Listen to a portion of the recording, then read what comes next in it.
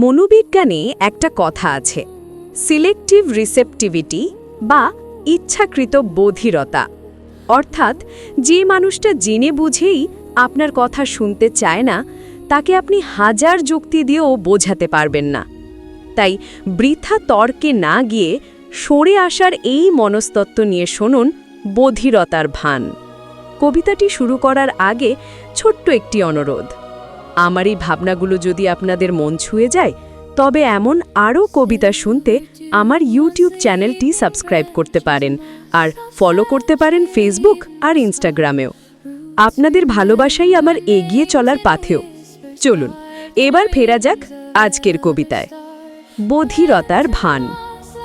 বুঝতে যেজন চায় না কভু, ইচ্ছে করে ভুল, তার কাছে কি ফোটানো যায় যুক্তির কোনো ফুল? জেনে বুঝেই অন্ধ সাজে, বন্ধ রাখে কান, তার কাছে তো বৃথাই গাওয়া সমাধানের গান।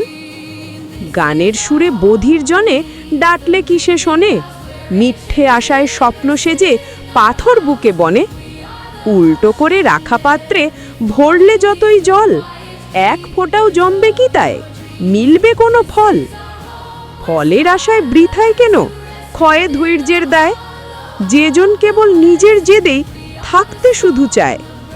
সত্যিটাকে আড়াল করে রাখে নিজের দিক, তাকে কি বোঝানো যায় বেঠিক কিংবা ঠিক?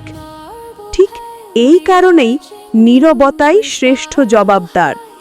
বোঝার ইচ্ছে নেই যেথা, সেথা শব্দ যে হয় ভার।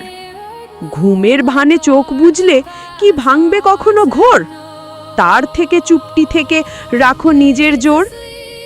জোর করে কি ভাঙে কোনো ইচ্ছে তালাদার, বুঝতে যেজন চায় না নিজেই মানবে কি সে হার? নিজেকে পাই সরিয়ে নিয়ে বজায় রাখো রেশ, অবুঝ জনের সাথে এবার বাক্য করো শেষ। সমাপ্ত।